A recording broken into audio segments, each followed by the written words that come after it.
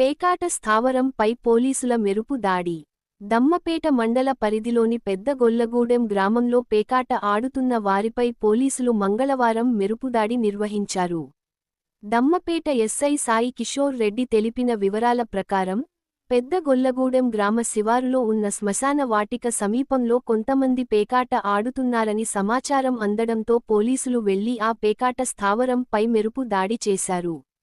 ఈ దాడిలో 3 వ్యక్తులను అదుపులోకి తీసుకుని, వారి వద్ద నుండి 12,400 రూపాయలు నగదు, 3 ద్విచక్ర వాహనాలను స్వాధీనం చేసుకున్నామని, మరో 2 వ్యక్తులు ఘటన స్థలం నుండి పరారైనట్లు ఎస్ఐ తెలిపారు. పరారీలో ఉన్న వారిని గుర్తించి పట్టుకునేందుకు పోలీసులు చర్యలు చేపట్టినట్లు చెప్పారు. ఈ ఘటనపై కేసు నమోదు చేసి దర్యాప్తు చేస్తున్నట్లు ఎస్ఐ సాయి కిషోర్ రెడ్డి తెలిపారు.